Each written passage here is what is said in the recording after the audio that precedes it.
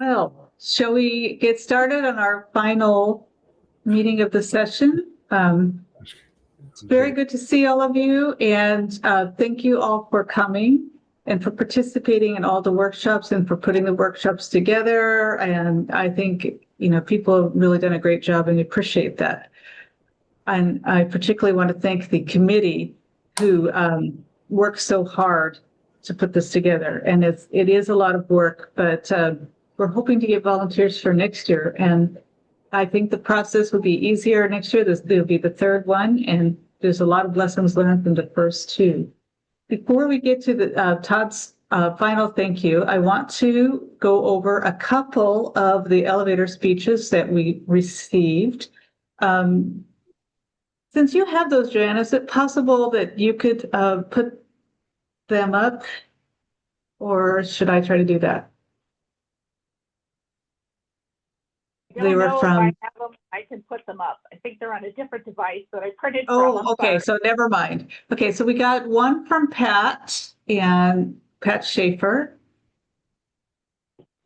Pat, do you happen to have it on you, or shall I will just try to share it. I don't have it nearby, but okay, if you have it, it'd be great. Let me see. Okay.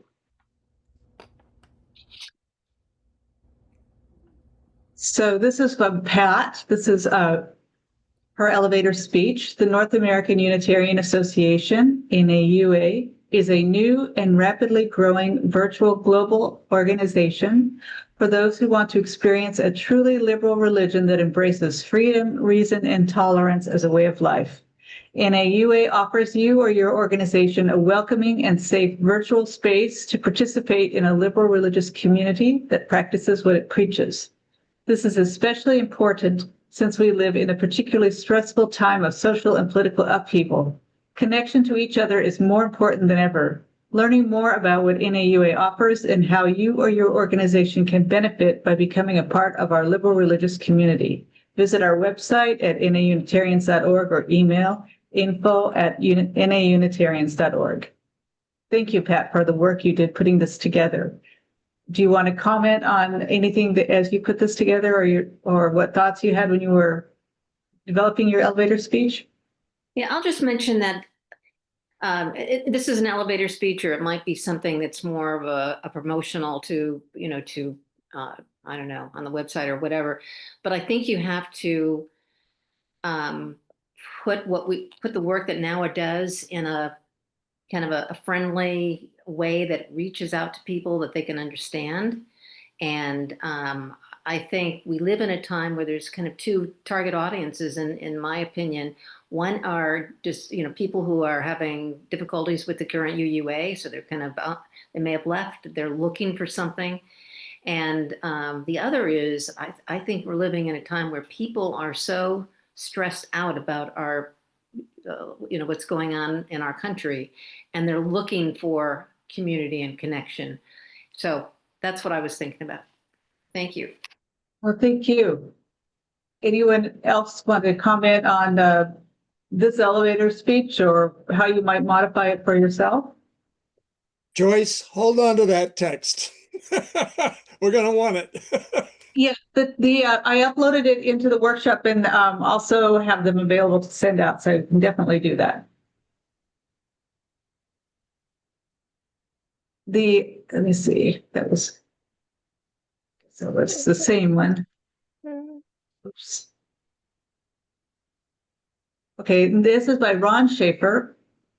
So I don't know if you're on, Ron, but it's the North American Unitarian Association is a religious community that believes in the inherent worth and dignity of every person.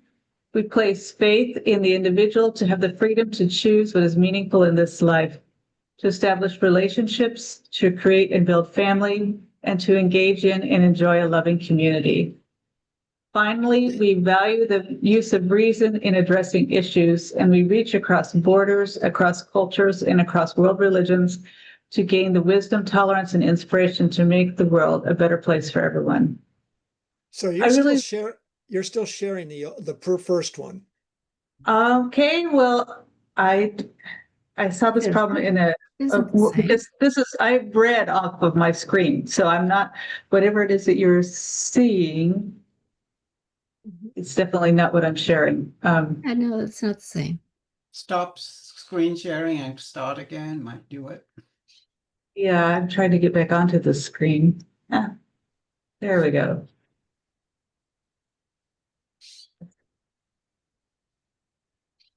Okay. So let me try this again then. It's still shared. That's the same. That's still the same. All right, so that is the Ah, problem now because it's I good. Now actually, I see it. Now we There see you Now I go. see it. all right, because I went in and actually closed everything and then reopened it. So you can now read Ron's that I just read to you a minute ago. I actually like these two, and thank you both for sending them this morning. I appreciate it because they are saying very similar things with different words. So you can see how Ron and Pat use their own words, their own language to express these thoughts.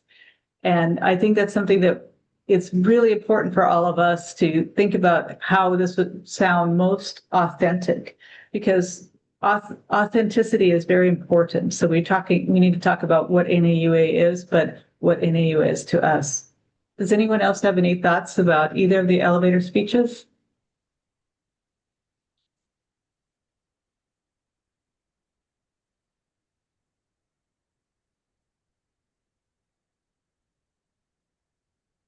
I missed this session, but I'm wondering, will there be an opportunity for us to submit elevator speeches throughout the year? Something I'd like to work on. Yes, I think that's a great idea. I'm trying to think what would be the best email to send that to. Do we have a communications email, Joanne, that like a general one? That might be the best.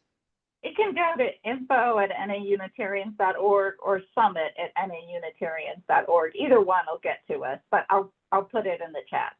Well, that I- might be I- good to see it. Yeah, every month, encompass a new, if somebody submitted one, a new elevator speech. I think I'd enjoy reading those.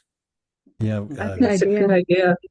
Cheryl has her hand up, so I suppose we should follow the rules of order. Cheryl, do you have any thoughts? Well, I like that these are both very individual and yet universal. I mean, any of us could feel comfortable saying any of those things, but they come from an individual's perspective. So, I like them both very much. I agree with you. And Lorraine, I see you have your hand up as well. And I think you're- Yes. Oh, no, I'm unmuted. I had a question and it's gone from my screen. So it talked about the individual doing this, that, and the other to build a family and to create a loving community. And to me, I'm wondering, it seems like if you had just the loving community, that is family. I mean, it seems like it's either a little redundant or somehow specifying that family is more special, more particular in some way. So it's just a question of clarity. I like basically the statement. I can respond to that. If you give me 1 minute ahead of Stephen and Terry. I did that because I was aiming for an audience, a younger audience.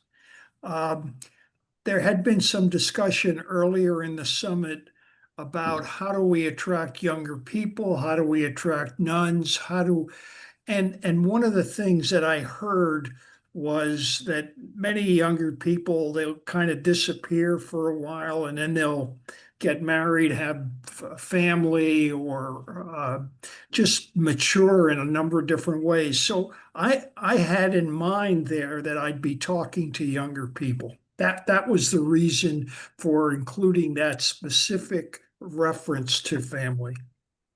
And I really like that you brought that up, Ron. And just, of course, you and Lorraine might say it differently, but that's what makes it your personal elevator speech. So I appreciate that. Thank you. Stephen, you have a comment? Yeah, it's sort of tangential. And that is, I have a personal aversion to the pronunciation of NAUA as NAUA. Me too. The United States of America, USA, is never pronounced USA. The UUA is never pronounced UA, and I don't see the necessity to pronounce NAUA as NAUA. I think it's an ugly sound, and I wish we would just use the letters as well. So that's just my own personal request for those who might pick it up. I just find it grates every time I hear it. Thank you. Terry? Just to follow up on that, the other reason I don't like NAUA is that nobody knows how to spell it if they've just heard it. And so if you can't spell it, then Mr. Google cannot find it. And we are getting enough hits on our website. So if you type in NAUA these days, or at least on my machine, or North American Unitarian Association, it does come up quite rapidly. If you forget, because the website naunitarians.org, we wanted naua.org, but it was already taken, and so that's why the name is. But you could think the website could have lots of other names too. So if you just type in NAUA, that will find it for you. My comment was that the communications committee with Joyce and Joanne and myself, we held was it two-part or just It was two parts, yeah. Yeah, and we created slides, and we all did some research on freedom, reason, and tolerance, and it was so that we could learn to talk to others as part of our communications program. And that workshop was reasonably well attended, I think 15 or 18. But I personally would be glad to redo it if Joanne and Joyce do, and we might offer that sometime early in the new year. Good idea. David, I see your hand up as well. Yes. When you mentioned talking about, getting new people in, one of the few things I agree about with the UUA is this concept of radical inclusion, in that you have to be willing to change to some degree to accept new people. And when you talked about wanting to get new people, that takes me back 50 years to when I was a young Vietnam veteran, and I went to our VFW hall, and they had their big meeting, and then for the good of the order, they'll ask if anybody wants to make a comment. So I'm way in the back of the room. There's about 100 World War II veterans in there, and there's about 7 of us young veterans standing way in the back. And I said, hey, can we get a speaker to come and speak about Agent Orange? And because a lot of us are working and going to school, could we have it on a Friday night? And this guy that looks about like me stands up from the table and turns around and looks at us and says, we can't have it on Friday night. Friday night's our bingo night. And so as a young person, it's like, okay, they want our vote, but they really don't listen to us. And that's always kind of made me wary of being involved in organizations. I just wanted to give you that little tidbit. Thank you. Thank you, David. Well, this is great. I really love this discussion. And I think that the summit has provided us a lot of really good time for discussion. And I appreciate it. And I appreciate all of your work. And now Reverend Todd has a few words to send us off before, of course, our church service tomorrow morning. Yeah. First, if it's okay, I'd like to share a song with you. I've been using artificial intelligence to create albums that speak to me on issues that inspire me. And I think it'd be a nice shift to listen to a little bit of music here. So I'm going to bring one up that's called Proud to Be Free, kind of an energetic song. And let me share my screen, my sound, and here we go.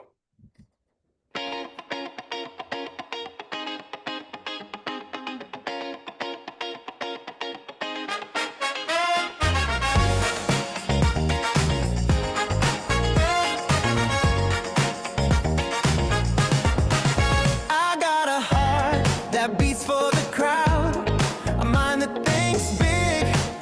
just out loud.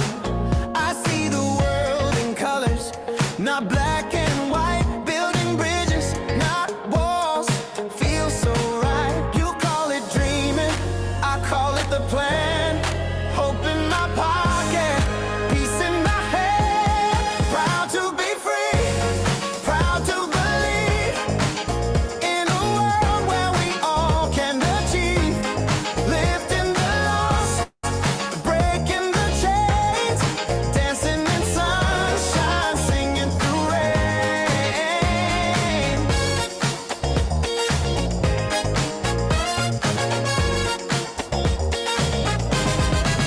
The earth is my neighbor, the sky's my kin. Every new voice, yeah, let them all in. No room for hate, no time for fear. I see tomorrow and it starts right here. You call it soft, I call it strong.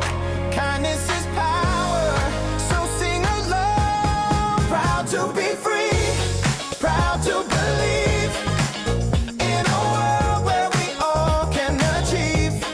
Lifting the lost, breaking the chains, dancing in sunshine, singing through rain.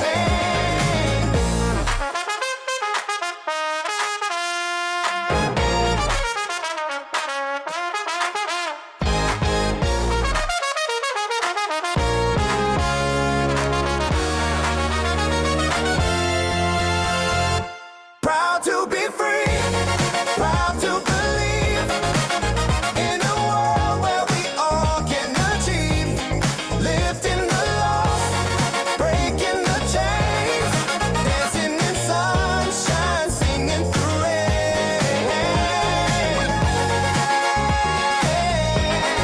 Proud to believe, lifting the lost, breaking the chains, dancing in sunshine, singing through rain.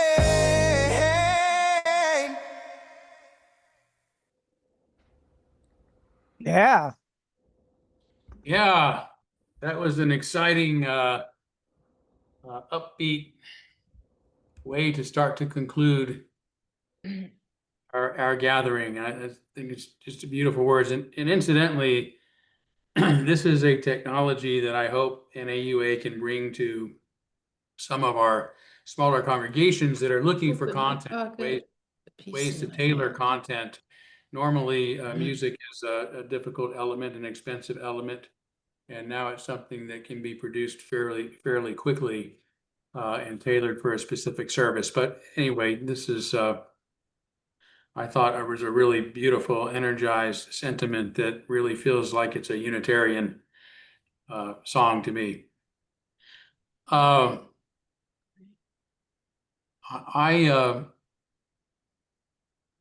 don't have a lot to say. I wanted to kind of conclude on kind of some bigger picture thinking, right? I mean, we've said a lot of thank yous. I did some of that in my president's report, and everybody should be thanked right up to the end. But I think we are living in an extraordinary time.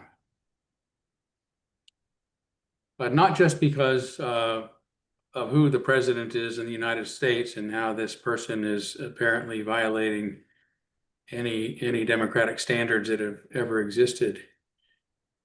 That's disturbing in and of itself, particularly for people with a liberal values who are deeply concerned. But I think more importantly, an even bigger picture is we're living in a period of exponential change. And that change isn't just caused by who the leaders are of our nations, but really by the merging into a global society. And we've not yet found the language to describe this new reality. But we're so dependent on one another for everything, as we're going to be finding out even more now with these tariffs. We can't Brexit or exit from our relationships with others. We can't just make 4.3% of the world's population, great at the expense of everyone else. We can't put Canada first. We have to recognize that we are part of a human family, more closely related than most species ever to have lived. You know, two human beings anywhere on the planet are more genetically alike than two chimpanzees living in the same troop, more genetically alike than two species of warbler that look so similar. The only way to tell that they're different species is by variations in the songs they sing. That's how closely we're related. All of these divisions are false. And yet we are in a world where, because of the exponential growth, the exponential change, largely due to communications technologies that are bringing us together, we're in this massive massive world of noise, and we can't find a voice that makes sense. It's like going into a big crowded room and everybody's talking, and you just go find that one conversation that makes sense, and you try to drown everything else out, because that's the only thing to stop the chaos. And we see people on the right doing it in this sort of, you know, the isolationism, the nationalism. Let's regain our national identities that don't make any sense anymore. People on the left are literally doing it by creating identities and pulling into those identities and saying anyone outside our identity is evil and scary, and we've got to withdraw from them. That's the world we're in. And it's happening really fast. And people don't like fast because, like all creatures, we are creatures of habit. Right? Habit's what shapes us. Habit is the process of evolution. We look the way we do and act the way we do and think the way we do and behave the way we do because of habit. Those habits have kept us safe relatively. That's why they're habits. If you keep repeating the same thing over and over, it hasn't gotten you killed before, it's probably the thing that's not going to get you killed in the future. Although sometimes that's not the case. But we're devoted to our habits, and we're afraid of change and people who do different things that remind us maybe our habits aren't the only way. And that is happening faster and faster, and I don't see it slowing down. So when we're talking about helping liberal religion not only survive but thrive, it's because we have the message, we have the values that will help people gain the agility to live in a world of exponential change, of which Donald Trump is only a symptom. And that is what we've been talking a lot about this week. It's what our keynote talked about yesterday, you know, saying that tolerance was really the heart of Unitarianism, and it still is. That's the message the world needs. It needs to calm down. It needs to stop being so afraid. The fear is what causes us to shrivel and shrink and withdraw and become defensive and angry and act like we're the only people on the planet.